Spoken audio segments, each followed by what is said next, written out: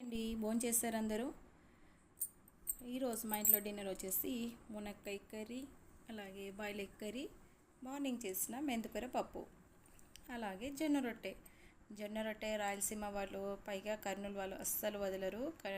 ఖచ్చితంగా జొన్న రొట్టె ఉండాల్సిందే. మార్నింగ్ బ్రేక్ఫాస్ట్ అయినా సరే, నైట్ డిన్నర్ అయినా సరే. రాయలసీమ స్పెషల్ అంటే, కర్నూలు వాళ్ళంటే ముఖ్యంగా జొన్న రొట్టె కంపల్సరీగా వాడతారు. స్టార్టింగ్లో నాకు కూడా జొన్న రొట్టె అస్సలు వచ్చేది కాదు. పెళ్ళైన తర్వాత నేర్చుకున్నాను. పెళ్ళైన కొత్తలో రొట్టె చేసేదాన్ని. అస్సలు అది చేస్తుంటే అతుక్కుండేది. సరే అనేసి గంటెతో తీస్తుంటే కూడా వచ్చేది కాదు. ఏం చేస్తాం, కింద మీద పడి మొత్తానికైతే జొన్న రొట్టె నేర్చేసుకున్నాను.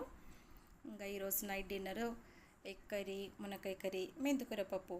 ఈ 3 కర్రీస్లో ఎవరికి ఏది ఫేవరెటో ప్లీజ్ కామెంట్ చేయండి ఒకసారి. మరి మీరు డిన్నర్ ఏం చేశారు, ఈరోజు డిన్నర్ స్పెషల్ ఏంటి మరి కామెంట్ బాక్స్లో కామెంట్ చేసేయండి. పైగా సమ్మర్ స్టార్ట్ అయింది కాబట్టి చపాతీ, మిగతా టిఫిన్స్ అంతా హెల్త్కి పెద్దగా మంచిది కాదు. మనం ఏదో స్టైల్ కోసమో లేదా ఎవరు చూడాలనో మాత్రం ట్రెండీగా టిఫిన్స్ మాత్రం అస్సలు ఫాలో అవ్వకండి.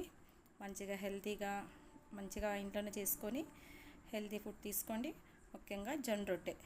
రాను రాను జొన్న రొట్టె చేసే వాళ్ళు కూడా కరువైపోతారు. ఎందుకంటే ఈ కాలం జనరేషన్ పిల్లలకి ఎంతసేపు ఉన్న పెయిట్ ఫుడ్, ఫాస్ట్ ఫుడ్ ఇలాంటివన్నీ అలవాటు. కాబట్టి జొన్న రొట్టె చేసేవాళ్ళు ఉండరు, పైగా తినేవాళ్ళు కూడా ఉండరు.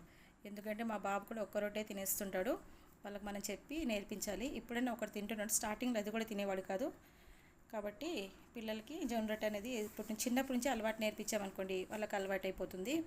ఇప్పుడు అన్నీ మనకు కల్తీ ఫుడ్ కదా, మందులతో వేసేటివి. మరి వెతికి చేసుకుంటూ ఉంటాము. అందులో మెయిన్ జొన్న రొట్టె ఒకటి.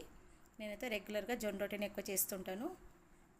చపాతీ అనేది చాలా తక్కువ. ఇంకా ఇడ్లీ, దోశ ఇలాంటివన్నీ చాలా తగ్గించేస్తాను, అస్సలు ఎక్కువ చెయ్యను.